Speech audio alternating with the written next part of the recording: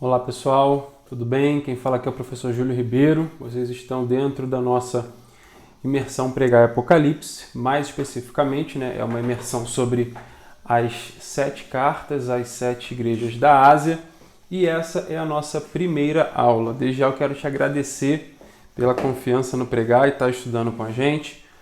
Vocês talvez estejam escutando aí um chiado de fundo, porque hoje as cigarras aqui, eu moro próximo de um bosque, elas estão animadas, mas eu acho que o nosso áudio tá legal, o nosso vídeo tá legal e, enfim, o nosso conteúdo eu não acho, eu tenho certeza, ele tá muito bom, muito bacana.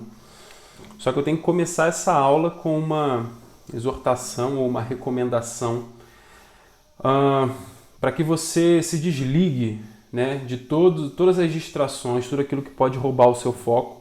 Eu estou com o meu computador aqui um pouquinho mais para baixo do que o lugar onde está o vídeo. E eu preciso que você realmente esteja concentrado aqui na nossa aula, senão você pode deixar passar muita coisa preciosa e às vezes, sabe, coisas assim, 5 minutos que eu vou estar falando de um assunto específico e você vai estar pensando em outras coisas, você vai perder o conteúdo. Então não deixe isso acontecer, fique concentrado, ligado aqui com a gente. Eu tenho certeza que esse conteúdo vai ser muito precioso, muito valioso. E como hoje é a primeira aula e a gente vai tratar de alguns assuntos que tem a ver com algo mais panorâmico do livro do Apocalipse, é muito importante que você esteja aqui comigo do início ao fim, em todos os momentos, sem perder o foco, tá? Eu vou começar essa aula deixando 3 recomendações de livros para aqueles que gostam e que desejam investir, quem sabe, em livros que falam sobre o assunto, porque foram livros que eu li, que me edificaram bastante, não só no conhecimento das 7 igrejas, mas Apocalipse como um todo, e eu quero recomendar para vocês, tá? O primeiro livro é esse daqui, do John Stott, O que Cristo Pensa da Igreja. Cara, sensacional, eu acho que eu li em 2 dias, assim, comecei num dia e terminei no dia seguinte. Foi realmente muito bom, muito prazeroso ler esse livro e eu faço muitas citações dele na nossa apostila, tá? O segundo livro é do Richard Dawkins, Teologia do Livro do Apocalipse, sensacional também. Eu li, esse foi o segundo livro, sobre Apocalipse que eu li. O primeiro não foi legal, não me pegou, não me atraiu assim. E eu dei até uma desanimada de estudar o Apocalipse. E aí quando eu li esse aqui, cara, esse livro me pegou demais e me deu assim um ânimo novo para estudar Apocalipse. Vale muito a pena. E o último, do Michael Gorman, é Lendo Apocalipse com Responsabilidade. O legal desse livro é que em vários momentos ele cita o livro, a teologia do livro do Apocalipse. Então, como eu li os dois assim bem próximos, é legal porque eu conseguia revisitar coisas que eu tinha lido no outro livro e o livro como um todo é muito bom. Ele novamente, não é uma questão somente sobre ali as igrejas da Ásia, é Apocalipse como um todo, vale super a pena, ok? Então, já começamos aí bem com 3 indicações de livros sobre o Apocalipse, tá bom? E aí agora eu vou ficar olhando aqui para o meu computador, às vezes ele está aqui embaixo, eu estou com a apostila em PDF aberta, eu já te mandei essa apostila. Se você está assistindo essa aula na época em que a imersão está acontecendo, você recebeu a apostila no grupo do WhatsApp. Se você está assistindo essa aula dentro do Pregai College, a apostila ela está aqui embaixo, é só você descer um pouquinho e clicar na aba Materiais e lá na aba vai ter uma apostila em PDF. Eu estou com essa apostila aberta aqui, fui eu que escrevi e eu vou me basear nela para fazer a nossa aula e até para não me perder em nenhum assunto, entrar em algum outro mérito, enfim, que não seja o nosso foco, o nosso objetivo. Lembrando que essa é uma imersão sobre Apocalipse? Não, sobre as 7 cartas às 7 igrejas da província romana da Ásia que estão no livro do Apocalipse. Então, vocês vão ver que existem alguns assuntos em que eu vou meio que passar mais assim panoramicamente, sem entrar muito no detalhe, porque não é não é importante, é porque não é o nosso foco aqui nessa imersão. Nosso foco é estudar as 7 igrejas, ok? E é isso que nós vamos fazer. Eu coloquei uma introdução ali na nossa apostila, né? Esses textos das cartas às 7 igrejas são muito conhecidos, são muito famosos.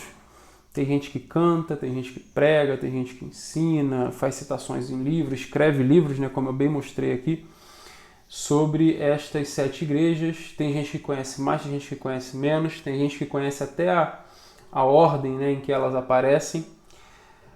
Mas às vezes a gente não faz algumas perguntas de curioso que a gente deveria fazer. E eu coloquei essas perguntas de curioso aqui. Por que é que são 7? Por que é que não são 10, nem 40, nem 190? Por que é que são 7, especificamente 7? Por que essas cartas aparecem no início do livro do Apocalipse? Não no meio, nem no final. Por que é que em cada uma delas Jesus se apresenta de um jeito diferente? Tem uma que é a de hoje, ele se apresenta como aquele que tem as 7 estrelas e anda no meio dos castiçais. Outra, aquele que é o alfa e o ômega, o princípio e o fim. Outra é aquele que tem uma espada que sai da boca. Por que é que as apresentações de Cristo mudam? Existe algum significado nisso? Existe, né? A gente vai ver que a resposta para todas essas perguntas que eu acabei de fazer, a resposta é sim. Existe significado. A primeira lição que eu tenho que passar para vocês aqui nessa aula, falando panoramicamente sobre as 7 igrejas, é que nós vamos trabalhar com 2 frentes. Não vou dizer interpretações, não. Ideias, pode ser. A gente vai trabalhar com 2 ideias principais. A literalidade do texto e o simbolismo do texto. Isso aqui não é nada novo. Todo texto bíblico deveria ser trabalhado dessa forma, pelo menos na minha opinião. Você tem que colocar lado a lado. Nenhum pode estar mais na frente do que o outro. Lado a lado. O significado literal e o significado espiritual. E é assim que nós vamos tratar. Muitas pessoas não conseguem perceber isso. Que esses 2 sentidos do texto, eles estão interligados, eles andam juntos, ele é quase como uma dança. Aquilo que é simbólico caminha ao lado daquilo que é literal, daquilo que é realidade física, tá bom? E aquilo que é físico, ele também está sempre atrelado com um significado simbólico, e eu posso classificar aqui até como espiritual. Qual é o grande ganho, qual é o grande trunfo de você entender e conseguir, uma palavra boa, equilibrar, balancear bem o significado literal e espiritual do texto? Se você desequilibrar essa conta, você vai entrar nos exageros que são perigosos. Por exemplo, se você ignorar o significado espiritual do texto e se apegar somente no significado literal, você corre o risco de estar analisando o texto como um acadêmico frio, como alguém que vai ter números, cartografia, né, mapas, você vai ter ali posição geográfica, você vai ter ali a biografia dos personagens. Cara, você vai ter um mundo de informação, mas é uma informação morta, é uma informação fria. É como se você dissecasse um cadáver. Você vê cada veia, cada osso, cada coisinha ali, cada órgão, só que está morto, é um cadáver. Então, por mais informação que você tenha, não existe vida ali. E quando nós ignoramos o significado espiritual do texto, é isso que acontece. A gente responde todas as perguntas, escreve vários livros, sabe, dá aula, dá palestra, mas qual é a mudança que aquilo traz para a nossa vida? Nenhuma, porque é uma análise morta. Eu estou ignorando o significado espiritual do texto, e aí é perigoso. Por outro lado, se eu ignorar o significado literal do texto, eu posso sair de uma análise espiritual e entrar numa análise imaginária, quase que louca. Porque é justamente o significado literal do texto que dá a base, olha só, a base, a fundação do significado espiritual. Se eu ignoro o significado literal do texto, ou seja, o que aquilo representava dentro do seu contexto, a minha mente começa a viajar. E eu começo a criar coisas muito loucas que nunca estiveram no texto. Eu gosto sempre de dar esse exemplo, né? Eu já ouvi gente pregando que Davi, quando foi lutar contra Golias, escolheu 5 pedrinhas, uma para cada letra de Jesus, J-E-S-U-S. Gente, vamos ser honestos aqui. Existe alguma coisa no texto, dentro do seu contexto original, que faça uma ligação entre 5 pedrinhas e 5 letras do nome de Jesus? Não existe, gente. Pelo amor de Jesus Cristo. Se eu ignoro o contexto literal... Júlio, qual é o contexto literal? Eram pedras. Eram pedrinhas. Davi, ele atirava com a funda e ele escolheu 5. Nem lembro se eram 5. Não sei se o texto fala a quantidade exata. Não lembro. Ele escolheu pedras ali para lutar contra Golias. É isso. O significado literal está muito mais ligado à genealogia de Davi, à linhagem de Davi, às declarações que Davi faz: tu vens contra mim com lança, espada, escudo, eu vou a ti em nome do Deus vivo. É a declaração que Davi faz antes: quem é esse incircunciso para afrontar os exércitos do Deus vivo? Aí sim a gente consegue entrar nesses termos que foram usados, o significado espiritual. O que é incircunciso? Qual era a importância da circuncisão? O que isso conferia ao povo de Deus e que não conferia aos outros povos? Aí beleza. Agora, você pegar 5 pedrinhas e criar teologia em cima disso, você não está criando teologia, você está imaginando. E esse é o perigo que muita gente corre quando estuda o Apocalipse. Eu vou te dar um outro exemplo que tem a ver com o texto do Apocalipse. Existe uma igreja que Jesus repreende dizendo: olha, já que você não é quente nem é fria, já que você é morna, eu estou a ponto de te vomitar da minha boca. Se eu ignorar o contexto, o que eu vou pensar? Quente é bom e frio é ruim, né? Não é assim que a gente vê as coisas? Mas quando eu estudo o contexto, eu vou ver que não. Quente é bom, frio também é bom, o grande problema é o morno. Júlio, como é que eu descubro isso? Calma, que quando eu chegar nessa igreja eu vou te explicar. Mas tem a ver com um contexto físico, tangível, real, histórico daquela igreja ali, que me ajuda a entender as palavras de Cristo de maneira melhor. Então vão ser sempre essas duas frentes, o significado literal do texto e o significado espiritual, como que ele se relaciona com a obra da redenção, como que ele se relaciona com as doutrinas fundamentais da fé, como que ele se relaciona com a teologia do livro como um todo, ou com a teologia do Novo Testamento. A gente sempre vai caminhar trabalhando essas duas ideias. Significado literal primeiro, para depois extrair as lições espirituais. Tá bom? Maravilha. Seguindo a nossa apostila, a gente tem mais um tema aqui, que é o nosso panorama. E agora sim, a gente vai entrar no panorama ali das 7 cartas às 7 igrejas. Eu comecei essa parte com 4 perguntas. Escolhi 4 perguntas para a gente responder aqui. Primeiro eu quero responder, né? Eu quero falar sobre quem escreveu o texto, quem era, onde estava, por que escreveu, para quem escreveu, responder essas perguntas. Segundo, perguntar se essas igrejas eram reais, se elas realmente existiram, ou será que isso aqui são só, só coisa fictícia. Escreveu ali para Filadélfia, Laodiceia, mas isso aqui não existia. O negócio é, o que isso aqui significa? Vamos ver se é por aí mesmo, né? Eu acho que não. Por que é que o autor, agora a terceira pergunta, por que é que o autor original escolheu estas 7 igrejas? Então, estas e 7. Por que não escolheu estas 8 ou estas 9? E por que foram estas?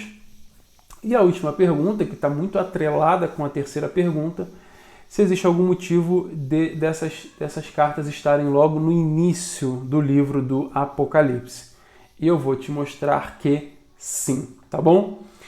Então, a primeira pergunta, né, falando sobre o autor, talvez seja uma das mais tranquilas. Entende-se, ainda que um teólogo ou outro possa discordar, que o autor desse texto é João.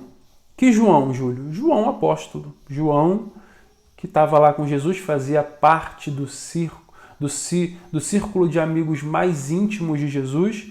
Lembra Pedro, Tiago, João e um barquinho? Então, João, aquele João ali, é o João que escreveu não só essas 7 cartas, mas o texto das 7 cartas, mas o Apocalipse como um todo.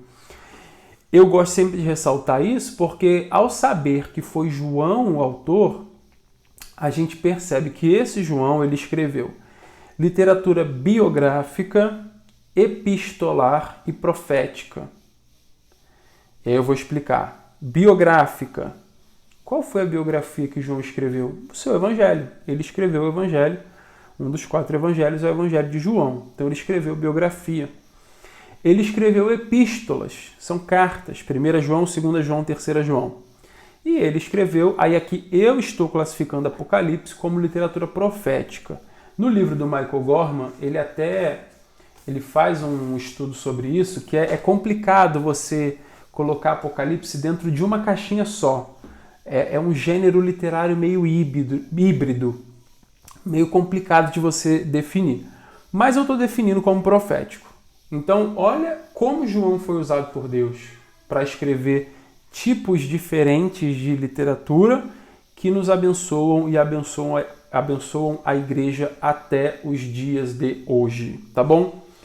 Então nós já sabemos que o autor era João. Onde ele estava? Jerusalém? Não. Éfeso? Não. Ele estava na ilha de Patmos, tá? John Stott, nesse livrinho aqui, ó, ele escreve o seguinte sobre João. Ele não está na ilha de Patmos como visitante, nem como missionário, mas como um exilado. Atenção. Foi para essa ilha árida e rochosa, com 16 quilômetros de extensão e 8 de largura, que João foi banido por causa da palavra de Deus e do testemunho de Jesus. Ele havia sido ousado em sua pregação e fiel em seu testemunho, e por causa disso, teve de sofrer. Não escapou da tribulação que estava subjugando as igrejas da Ásia. Aí você pode se perguntar, Júlio, de onde tiraram essa informação de que ele estava na ilha de Patmos? Resposta é o próprio João que escreve. Apocalipse capítulo 1, versículo 9, estou com a minha Bíblia aberta, ó, diz assim: Eu, João, irmão vosso e companheiro na tribulação, no reino e na perseverança, em Jesus achei-me na ilha chamada Patmos, por causa da palavra de Deus e do testemunho de Jesus. É o próprio João que diz que ele estava em Patmos, ok? E ele estava lá exilado, ok? Como um inimigo do Império Romano. Vamos falar sobre a nossa segunda pergunta. Essas igrejas realmente existiram? Sim, eram igrejas reais. Essas igrejas não são somente figuras imaginárias, espectros, pontos de referência. E o que importa é o significado espiritual. Não, o significado espiritual importa. Mas é importante destacar que essas igrejas existiam. Tinha crente ali, tinha pastor ali, tinha presbítero ali. Eram comunidades reais, de pessoas reais, que se ajuntavam para adorar a Deus, igual a minha e a sua igreja, tá bom? Existe mais um trecho aqui de John Stott que eu coloquei aqui na nossa apostila. Diz o seguinte: e olha que interessante isso aqui. A província romana da Ásia estava localizada na costa oeste do que hoje conhecemos como Turquia. Então, se você pegar o mapa de hoje, Turquia, costa oeste, era ali a província da Ásia. As 7 cidades mencionadas formam um círculo irregular e são listadas na ordem em que o mensageiro, caso fosse encarregado de entregar as cartas, poderia visitá-las. Partindo da ilha de Patmos, para onde João havia sido banido, ele chegaria a Éfeso. Então, viajaria para o norte até Esmirna e Pérgamo, para o sudoeste até Tiatira, Sardes e Filadélfia, e terminaria sua jornada em Laodiceia. Olha que interessante. Por que é que as igrejas aparecem na ordem que aparecem? Resposta: porque essa era a rota mais eficiente de passar por todas elas. É mais ou menos como eu e você quando compramos algo na internet, no Mercado Livre, na Amazon, o entregador sai com 10 pacotes para entregar. Qual pacote que ele vai entregar primeiro e qual pacote que ele vai entregar por último? Depende da rota. A rota que for mais eficiente. Ele não vai lá na frente para depois voltar, ele vai queimar combustível sem necessidade. A mesma coisa aconteceu aqui. Por que é que Cristo cita essas igrejas nessa sequência? Porque se alguém pegasse a carta, o texto do Apocalipse, e fosse levar às igrejas, essa era a rota em que as igrejas naturalmente apareciam no mapa. Olha que fantástico. Há quem diga que cada uma das 7 igrejas representa uma fase que a igreja de Cristo vai passar na Terra. Então, a igreja de Éfeso representa a primeira fase, a igreja de Esmirna a segunda fase. Eu não vou dizer se eu concordo ou discordo com isso. Eu acho que eu discordo. Porque eu acho que a ordem está muito mais ligada a essa posição geográfica de cada uma das igrejas, ok? E aí a gente vê como que você estudar esse contexto literal, esse contexto material, físico, histórico, te dá uma base melhor para você entender alguns detalhes preciosos, como, por exemplo, a ordem. Por que é essa ordem? Por quê? Está aí respondido o porquê. Terceira pergunta, por que é que eram... Eu não sei se esse negocinho está pegando aqui para fazer algum tipo de ruído, né? Tomara que não. Terceira pergunta, tem a ver com a quantidade. Por que é que são 7? Não são 6, nem 8, nem 22? Por que é que são 7? Existe algum motivo por trás disso? Existe. E para isso eu vou me utilizar destes 2 livros aqui. Por que é que são 7 igrejas e não são 6, nem mais e nem menos? Eu aprendi, pessoal, lendo esse conteúdo aqui, que muitas coisas no livro do Apocalipse são simbólicas. Principalmente números, olha que legal, números são simbólicos e cores são simbólicas também, cara. E quando eu aprendi isso aqui, as coisas ficaram muito mais claras para mim em alguns certos sentidos, né? Vamos colocar aqui, já separei aqui o trecho. Está na apostila também, mas eu vou ler do livro, fica mais bacana. Já separei o trecho ali de um dos livros e agora estou separando do outro. Então, voltando ao que eu estava falando, eu aprendi que números e cores, por exemplo, são muito simbólicos no Apocalipse. Existem cores que são muito repetidas e números que são muito repetidos, e isso acontece por causa daquilo que eles simbolizam.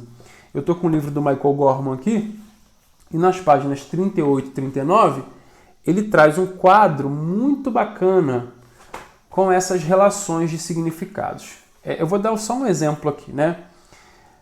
Vamos falar sobre a cor púrpura, ou escarlate, semelhante ao vermelho.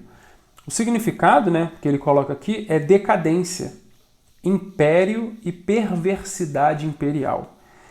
Existe uma besta escarlate, as vestes da grande prostituta também são dessas cores. A carga dos mercadores, né, que eles comercializam com a grande prostituta é púrpura e escarlate também. A cor preta, segundo ele aqui, significa morte e desastre. Os cavalos pretos do juízo e o sol quando fica preto também. O verde, um verde pálido amarelado, significa morte. Existem os cavalos do juízo que são dessa cor. E aí ele fala sobre o ouro, sobre branco, sobre vermelho, muita coisa. E aí ele entra nos números. E ele explica que os números também são simbólicos. Por exemplo, o que é que significa o número 4? Universalidade. Por isso que a gente lê sobre os 4 cantos da terra, os 4 ventos da terra, 4 cavalos, 4 criaturas viventes no céu. Tudo isso tem a ver com uma questão de universalidade da criação. O número 6, por exemplo, presta atenção. O número 6, ele significa imperfeição. E o número 6, não está aqui no livro, mas isso é algo que eu aprendi, ele está relacionado ao homem, ao ser humano que foi criado no 6º dia. E é também por isso, e agora voltando para o livro, que esse número ele está relacionado a uma falsa divindade, a uma falta de plenitude. Porque o 6 ele não é 7. E o 7 é o número da plenitude e da perfeição divina. E é por isso que a marca da besta, qual é a marca da besta no Apocalipse? 666, 666. É quase uma dízima que nunca chega ao 7. É uma eterna tentativa de se tornar 7, mas que nunca consegue. E quando nós analisamos o que Satanás faz no livro do Apocalipse, ele está sempre tentando imitar Deus. Existe uma hora, eu acho, que a besta morre e ressuscita. Isso é uma paródia da ressurreição de Cristo. É Satanás tentando imitar os sinais, imitar o poder de Deus, mas lembre-se, o número 6 é sempre uma falsa divindade, uma imperfeição. Por outro lado, o número 7, ele está sempre relacionado com perfeição e plenitude. Isso tem a ver também com o Gênesis, e nessa aula a gente vai falar um pouquinho mais sobre o Gênesis, e eu já estou com a garganta seca aqui. Por quê? Porque a criação de Deus levou 7 dias, e no 7º dia Deus descansou. Ou seja, foi no 7º dia que ele fechou com chave de ouro. Isso nos remete ao Gênesis, e é por isso que nós vemos aqui 7 Espíritos de Deus, 7 estrelas, 7 anjos, 7 candelabros, 7 selos, 7 trombetas, 7 taças de juízo, um monte de coisa. 7. Por quê? Porque são coisas ali perfeitamente desenhadas por Deus. Ah, Júlio, 7 Espíritos de Deus. Quer dizer que Deus se parte em 7 Espíritos? Não. Quando o autor fala sobre os 7 Espíritos de Deus, ele está falando sobre a plenitude do Espírito de Deus. Todo o Espírito, né? Em todas as suas atuações, funções, frentes, Deus como um todo está ali. São os 7 Espíritos de Deus, ok? E aí, o Richard Bauckham, ele fala algo interessante sobre essa pergunta. Ele fala assim, por que ele escreve as 7 congregações? Essas não eram as únicas comunidades cristãs na Ásia e João sabia disso. A certeza... aí eu vou pular um pouquinho. Olha o que diz. A certeza com que ele parece enxergar a sua profecia como ponto culminante da tradição profética sugere relevância a todas as igrejas cristãs. Olha isso. Sugere relevância a todas as igrejas cristãs. Isso é o que o número 7 indica. Observaremos nesse livro o significado simbólico atribuído aos números em Apocalipse. 7 é o número da perfeição. Agora, aqui que está o X da questão. Presta atenção.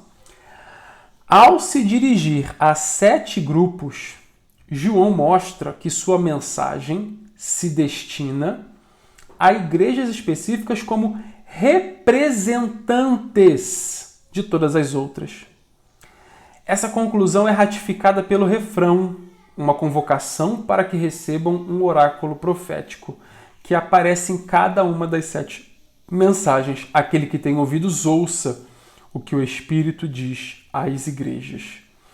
Isso parece chamar todos os leitores a ouvir a mensagem dirigida a cada uma das 7 comunidades. Olha só. Não diminui a particularidade do que é dito a cada congregação. Lembra das 2 frentes que eu expliquei? Significado literal e simbólico? O fato dessas 7 igrejas, e aqui está a resposta. Por que são 7? Porque essas 7 igrejas representam todas as igrejas em todos os lugares, em todas as épocas.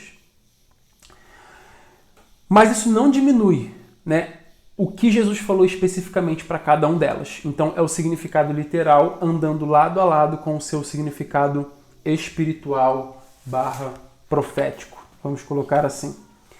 E aí, partindo já para terminar de responder a pergunta 3 e começar a resposta da pergunta 4, por que é que essas cartas estão bem no início do livro do Apocalipse?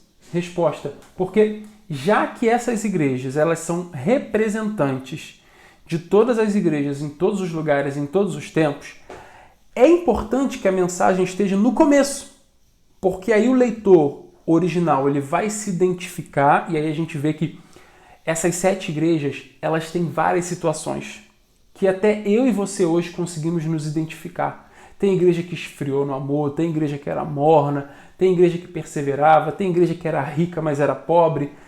Tem de tudo. E aí, e qualquer um, em qualquer lugar, em qualquer época, lendo isso aqui, conseguiria criar um ponto de contato e falar, isso aqui serve para mim. Isso aqui, eu estou passando por isso lá na minha congregação. Então essa mensagem se aplica a mim. É o que João queria. Ele escolhe essas 7 igrejas com essas várias situações que as igrejas passam. Na verdade, João não, né? O próprio Cristo que revela isso.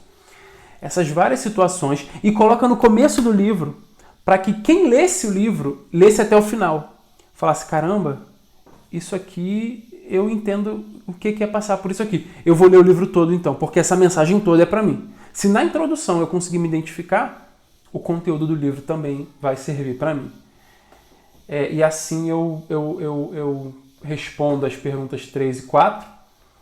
E agora você entende por que eram 7, por que eram essas 7 e por que essas cartas vêm bem no comecinho.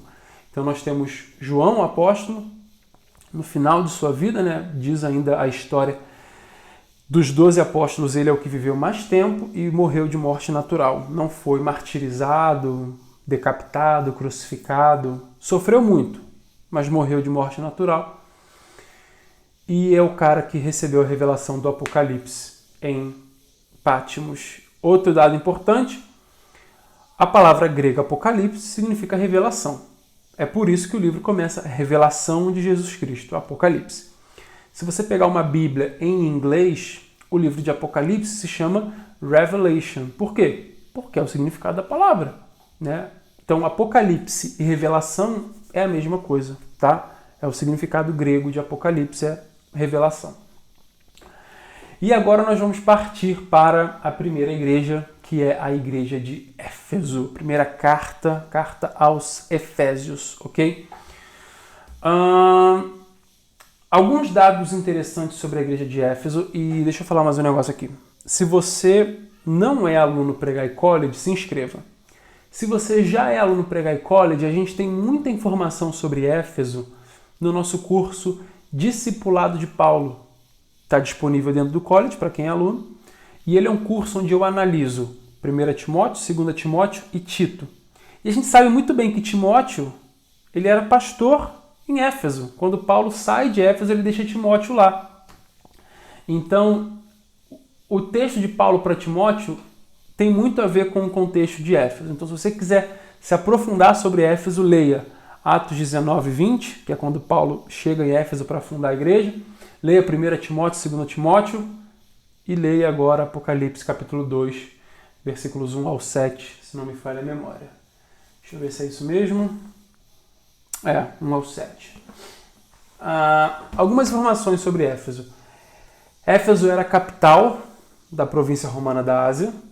Ela era também uma ponte entre o Ocidente e o Oriente, como a Turquia é hoje em dia.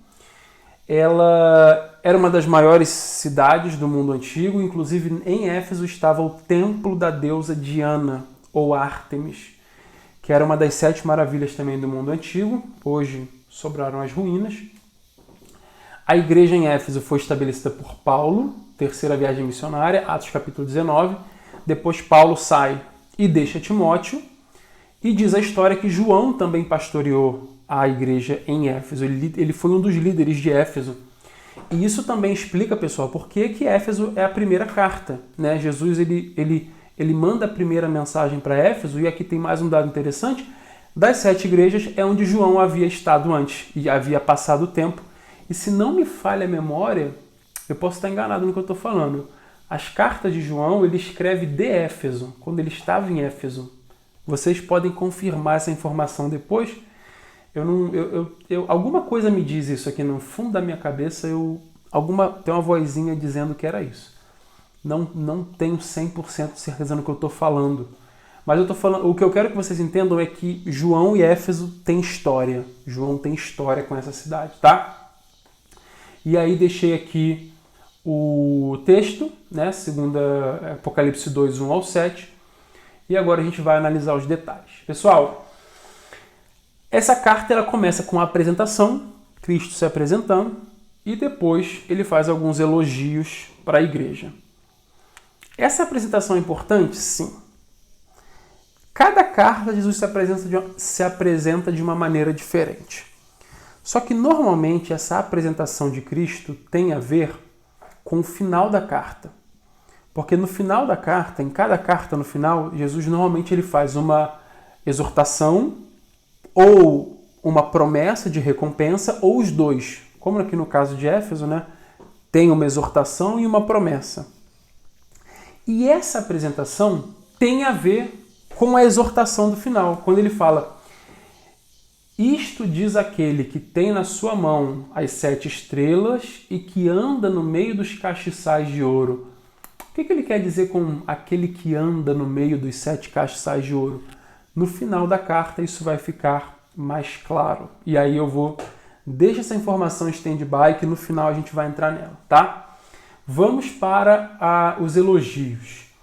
Conheço as tuas obras, teu trabalho, tua paciência, não pode sofrer os maus e puseste à prova os que dizem ser apóstolos e não os são, e tu os achaste mentirosos.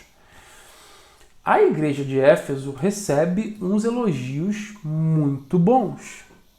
Primeiro Jesus fala, lembra aquele lance de eu ando no meio dos castiçais? Então, conheço tuas obras. Jesus conhece a igreja dele, né? Ele não é um Deus assim distante. Ele não fala, eu observo os castiçais. Ele anda no meio dos castiçais. E se você ler Apocalipse 1:20, está escrito que os castiçais são as igrejas. Então Jesus ele anda, ele passeia no meio da igreja, e ele conhece a igreja. Ele conhece como a palma da mão dele. E ele tem autoridade, ele tem capacidade para poder falar, conheço as tuas obras, eu sei o que você tem feito. Aí, o quanto você tem trabalhado. Além das obras, Éfeso era uma igreja perseverante. Ali tem o termo paciência, né? É uma igreja perseverante, uma igreja que perseverava, provavelmente na doutrina, na fé. E além disso, o terceiro elogio eu acho mais bacana de todos, porque Cristo fala que eles colocavam à prova aqueles que dizem ser apóstolos e não são. E vocês acharam eles mentirosos. Então, o que Éfeso tinha é aquilo que a gente chama de controle de qualidade. A igreja em Éfeso não aceitava qualquer pregador, não acreditava em qualquer pregação, não cantava qualquer louvor, não recebia qualquer profecia. Eles tinham controle de qualidade. Isso é interessante porque se você abrir a sua Bíblia em 1 João, lembra que João liderou em Éfeso, né? Se você abrir em 1 João, capítulo 4, versículo 1, diz assim, amados, não acreditem em qualquer espírito. Provem os espíritos para ver se eles procedem de Deus, porque muitos falsos profetas têm saído pelo mundo. Então os efésios eles aprenderam direitinho com João. João ensinava isso, não dá para acreditar em qualquer um. E os efésios realmente, alguém chegava com uma pompa, com um título, eles primeiro provavam para ver se o camarada realmente era de Deus. E Jesus fala, e vocês acharam muitos mentirosos. Gente, é uma igreja que tinha obras, é uma igreja perseverante, é uma igreja que foi fundada por Paulo, liderada por Timóteo, pastoreada por João, é uma igreja que tinha controle de qualidade. Tem como dar errado? Resposta, tem. O versículo 4, ele vem, eu gosto até de fazer assim, o versículo 4 vem, dá um direto nos Efésios. Tenho, porém, contra ti que deixaste o teu primeiro amor. Júlio, como assim eles faziam tudo isso sem amor? Sem amor. A melhor possibilidade de análise aqui é que eles eram movidos por performance. Eles eram movidos pelos números, pelo rendimento, pela alta performance, e não por um amor punjante por Jesus. Uma coisa é eu chegar para você e falar, cara, o teu amor por Jesus esfriou. Outra coisa é o próprio Jesus apontar o dedo na sua cara e falar, você deixou o seu amor por mim. E é isso que está acontecendo agora. E é complicado, né? É complicado, é bastante complicado o que fazer depois de uma declaração dessa. Aí não tem mais jeito, né? Não tem mais volta. Perdemos o amor por Cristo, acabou. É hora de fechar as portas, é hora de fechar a igreja, fazer igual Pedro, né? Vou voltar a pescar, voltar para a minha antiga vida. Não. Jesus, ele identifica, na verdade, ele menciona o erro dos efésios, o pecado daquele povo, e depois ele vem com a receitinha de bolo da restauração, da reconstrução. Ele dá 3 ordens. Lembra onde vocês caíram, arrependam-se e voltem a praticar as primeiras obras. E agora eu quero analisar cada uma dessas. Primeiro, lembra. Lembra onde deslizaram? Não. Lembra onde tropeçaram? Não. Lembra onde equivocaram? Não. Lembra onde caíram? O que aconteceu em Éfeso foi pecado, queda. A gente tem que parar de suavizar o que a Bíblia não suaviza. Tem coisas que a Bíblia chama de pecado, e é pecado, e eles caíram, é queda, é pecado. Jesus está falando, lembra onde vocês caíram. Eu tenho um amigo que ele tem uma frase muito célebre, ele diz assim, identificar o problema não resolve o problema. Realmente não resolve, mas é o primeiro passo. Você tem que identificar, você tem que saber aonde foi que você começou a cair. Porque ninguém cai da noite para o dia, a pessoa cai caindo, ela vai caindo. São coisinhas pequenas. Eu vou dar o exemplo aqui, vamos pegar um pecado brabo, adultério. Ninguém adultera da noite para o dia. Às vezes é uma mensagenzinha, né, que foi dando corda, depois começou a curtir foto, e aí depois teve problemas em casa com o cônjuge e não buscou resolver, né, buscou empurrar com a barriga, e começou a conversar todo dia com outra pessoa, e um diazinho ou outro marcou um almoço, e não sei o quê, e marcou um shopping, e marcou não sei o que lá, marcou um barzinho, e pum. Como é que tudo começou? Com uma mensagem, com uma curtida numa foto. Começou pequeno, desse tamanho. Se lá na época da curtida, o camarada, a menina não tivesse alimentado a coisa, tivesse cortado, não tinha acontecido isso. Mas a coisa começa pequena e vem tomando proporção e vem piorando até que se torna um pecadão, digamos assim. Jesus está dizendo, lembra onde começou. Volta, e aí eu vou usar um termo aqui, né? Voltem à cena do crime. Aonde foi que vocês caíram? Qual foi o problema? Qual foi o pecado?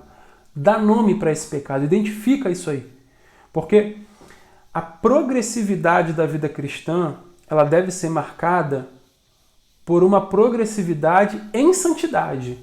Não é o quanto mais eu leio a Bíblia, apesar de ser importante, não é quantas pregações eu faço no ano, apesar de ser importante, não é quantos CDs eu lanço, não é quantos vídeos eu gravo, quantos seguidores eu tenho, quantos alunos eu tenho, é o quão mais parecido com Jesus eu estou a cada dia, o quão mais santo eu estou sendo a cada dia. E entende-se que o cristão é aquele que vai aprender com os próprios erros. Entende-se que o cristão é o camarada que aquilo que ele errava 10 anos atrás, ele não erra hoje de novo. Aquilo que ele errava 20 anos atrás, ele não continua errando a mesma coisa hoje, não. Lembra onde você caiu. Lembra, identifica qual foi o problema, para que você aprenda com esse erro e pare de errar nessa mesma coisa. Porque se você não parar de errar, você vai cair naquilo que a gente chama ciclo de pecado. É a mesma coisa. Entra ano, sai ano, e a pessoa continua agarrada naquele mesmo problema. Entra ano, sai ano, e o problema não resolve, o problema não dá jeito, e o pecado continua ali, ela continua escravizada. É um ciclo. É tipo o livro de Juízes, né? O povo esquecia de Deus, Deus mandava os inimigos, o povo se arrependia, Deus levantava um libertador e o povo era liberto. Aí o povo se esquecia de Deus e coisa e tal, e o livro de Juízes é esse ciclo eterno. Tem gente que vive o livro de Juízes em sua própria vida. A primeira ordem é, lembra onde você caiu. Éfeso, lembra onde foi o início dessa queda para identificar esse erro e não voltar mais a cometer esse erro. Identificou? Segundo passo, se arrependa. O arrependimento na caminhada cristã não é um sentimento. Tem até uma frase legal aqui de John Stott, eu coloquei aqui. Cristo não nos chama para uma experiência emocional. Cristo não fala, sintam-se mal pelo seu pecado, chorem pelo seu pecado, deem 50 chibatadas nas costas pelo seu pecado. Não é o que eu sinto, é o que eu faço. Arrependimento não é sentimento, arrependimento é ação, é 180 graus, é estar indo para a direita e ir para a esquerda, é estar indo para trás e começar a ir para frente, é estar indo para o lado e começar a ir para o outro. Arrependimento no Evangelho não é sentimento, é ação. Ah, eu me sinto muito mal pelo que eu fiz, semana que vem tá fazendo de novo. Ah, eu chorei muito por aquilo que eu fiz, semana que vem tá fazendo de novo. Ai, eu não consegui nem almoçar, não consegui nem comer com a consciência pesada, semana que vem tá fazendo de novo. Porque o arrependimento não é sentimento. O arrependimento, ele é mudança de mente, de atitude. E é engraçado, enquanto eu estou dando essa aula para vocês, eu estou sendo edificado e ministrado por esse conteúdo. Porque eu também, no meu dia a dia, preciso sempre me arrepender e melhorar e ser mais parecido com Jesus, assim como você também que está lendo, que está tendo essa aula, precisa. É por isso que esse conteúdo dessas cartas ele é tão valioso, porque nós aqui, 2023, 2024, 2030, não sei quando você vai estar assistindo essa aula, 2040, vai ler esse texto e vai se identificar, tipo, cara, isso serve para mim.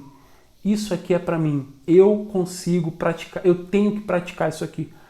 Voltando às nossas primeiras perguntas sobre por que é que essas igrejas foram escolhidas e por que elas estão no início do livro. Segundo ponto sobre o arrependimento. O arrependimento ele não depende de um sentimento que floresce dentro de mim para eu praticá-lo. Como quem diz, eu preciso perdoar, mas eu não senti de perdoar ainda. Eu preciso mudar, mas eu não senti de mudar ainda. Júlio, se eu fizer sem sentir, vai ser hipocrisia da minha parte. Hipocrisia nada. Você não deve se mover por aquilo que você sente ou deixa de sentir.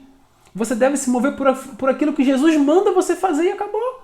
Porque, presta atenção, se você esperar o sentimento vier para você fazer, você nunca vai fazer. Tem coisas que você nunca vai sentir de fazer, mas você tem que fazer. É a ordem que Cristo dá.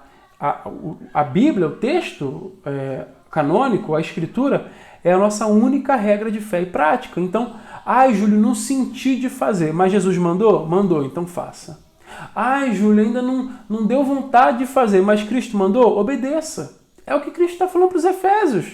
Não importa se vocês ainda não sentiram de se arrepender. Se arrependam. Mudem as suas atitudes. Não esperem o sentimento chegar. Lembra, no Evangelho, muitas das coisas que a gente pensa que é sentimento não é ação. O maior exemplo disso é amor. Amor no Evangelho é ação. Jesus nunca falou para ninguém que amava. Você não vai ver na Bíblia Jesus falando, eu te amo, fulano. Não. O texto fala que Jesus amava muitas pessoas. Ele amava Marta, Maria, Lázaro, né? Ele amava os seus discípulos. E como é que ele demonstrou esse amor? Ele tinha um sentimento de amor. Não, ele tinha ações de amor. O arrependimento é a mesma coisa. O arrependimento é ação, é mudança, é transformação. E é o que Cristo está pedindo para a igreja de Éfeso, ok? E o final, né, a terceira fase, voltar às primeiras obras. Aqui eu não vou falar muito porque esse é a consequência natural de quem passou pelo arrependimento, é voltar às primeiras obras. Efésios capítulo 2, versículo 10 diz que Deus preparou boas obras para que os seus santos andassem nelas. É voltar para o caminho estreito, para a porta apertada, é voltar para o caminho do discipulado, o caminho da cruz, da renúncia, de negar a si mesmo, tá bom? Sempre nessa linha. E aí agora a gente vai ir para o final, né? O texto ele termina com uma advertência e com uma promessa. Deixa eu abrir minha Bíblia aqui. Diz assim, se não venho a ti e moverei do seu lugar o teu candelabro, ou candeeiro, ou castiçal, caso não te arrependas. Jesus está dizendo, se você não se arrepender, Éfeso, eu vou te arrancar daí. Se você não se arrepender, você não vai ser mais minha igreja, você não vai ter mais o seu lugar. Eu te arranco daí e coloco um outro povo no teu lugar. Ao que a história nos diz, parece que Éfeso não se arrependeu. Os documentos da igreja, eu consultei alguns textos, alguns livros aqui, século 2 ou 3 depois de Cristo, a situação já não era muito boa em Éfeso. Parece que realmente eles não se arrependeram. Mas o que é que confere a Jesus a autoridade para falar que vai arrancar, vai tirar, vai deixar? É a apresentação inicial. Eu sou aquele que caminha, que anda no meio dos castiçais e tenho na minha mão as estrelas, as igrejas, ok? Cristo ele é aquele Deus que não é um Deus ausente, um Deus distante. Ele não é o Deus que deu corda na igreja, vai igreja, se vira. Muito pelo contrário. Cristo é aquele que caminha no meio da igreja do seu povo, conhece seu povo e tem autoridade, inclusive, para arrancar alguns de seus lugares, caso eles não se arrependam. E é o que está acontecendo aqui com Éfeso. Cristo está dizendo, olha, se você não se arrepender, eu vou vir e vou te arrancar daí. Logo depois ele faz uma breve menção aos nicolaítas, que eu coloquei na nossa apostila, mas eu vou para o final. 7. Quem tem ouvidos ouça o que o Espírito diz às igrejas. Ao vencedor, dar-lhe-ei que se alimente da árvore da vida que se encontra no paraíso de Deus. Gente, genial isso aqui. Primeiro a gente tem esse oráculo profético, né, que é repetido em todas as cartas. Quem tem ouvidos ouça o que o Espírito diz às igrejas. E depois vem uma promessa. Ao vencedor, dar-lhe-ei da árvore da vida. Caramba! A árvore da vida reapareceu, né? Ela estava no Gênesis, depois ela ficou sumida há mó tempão. Apareceu de novo ali em Provérbios, bem rapidinho.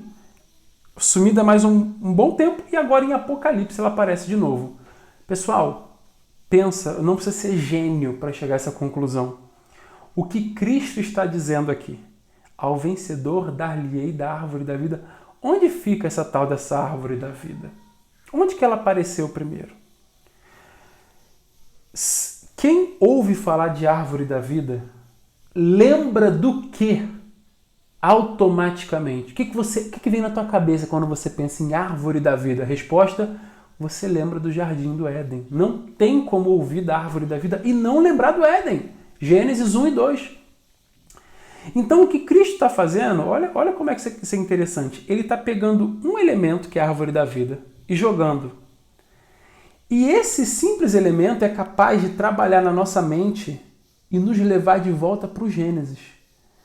Ah, para quando, Júlio? Quando José, Abraão? Não. Quando Adão e Eva desfrutavam de uma intimidade plena e um relacionamento perfeito com Deus. Quando Adão e Eva estavam no jardim de Deus. Depois do pecado, eles foram expulsos do jardim. Mas antes do pecado eles estavam lá. Na viração do dia, Deus passava com eles e eles tinham aquele contato face a face com o Criador.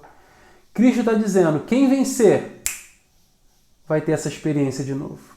Quem vencer vai voltar ao início. Quem vencer vai ter o jardim que os primeiros pais tiveram acesso proibido.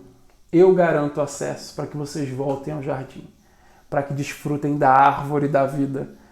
Aqueles querubins que estavam com espadas flamejantes guardando a entrada do jardim não estarão mais lá. Os vencedores terão livre acesso ao jardim. A plenitude do jardim, a desfrutar a presença de Deus no jardim. É isso que Cristo está fazendo. Ele pega um elemento e esse elemento ele é como uma gotinha de tinta que cai e colore tudo. Nós voltamos ao Éden. E você vai ver nas outras cartas, a promessa de Cristo nunca tem a ver com bênção material, Sempre tem a ver com Ele, com uma plenitude da presença de Deus. Isso aqui é o primeiro exemplo. O vencedor vai ganhar a árvore da vida. Nada nesse mundo se compara a essa promessa. Não tem nada que chegue aos pés dessa promessa. Nada que se compare a isso. E o que Cristo está prometendo é exatamente isso. Ao que vencer, dar-lhe-ei da árvore da vida. É interessante pensar que essa árvore da vida ela aparece novamente em Apocalipse 22, no último capítulo do último livro da Bíblia. E o que é que isso quer nos dizer? Eu vou terminar a aula com essas considerações, porque isso não tem a ver só com as 7 cartas ou só com Apocalipse. Isso tem a ver com o drama das Escrituras. Isso tem a ver com a macronarrativa bíblica. Tudo, de Gênesis a Apocalipse. Qual é o enredo? É criação, queda, restauração e consumação. É disso que as Escrituras tratam. Criação, Gênesis 1 e 2. Queda, Gênesis 3. Depois vem a restauração né, a renovação com Cristo. E no final, qual é a promessa do Apocalipse? Novos céus, nova terra, ou seja, uma nova criação. Criação, Gênesis, é um retorno ao início, é uma nova criação. E é o que Cristo está nos prometendo aqui no texto aos Efésios e também em toda a narrativa bíblica. Bacana, hein? Gostei, hein? Acho que essa aula ficou boa. Falei pra caramba, tô com a garganta seca, mas eu acho que ficou boa, acho que ficou legal. Nossa apostila ficou boa também, a aula ficou boa. Galera, melhor forma de começar os estudos aí sobre as 7 igrejas da Ásia.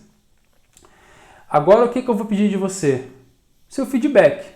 Cara, tira uma foto disso aqui, ó.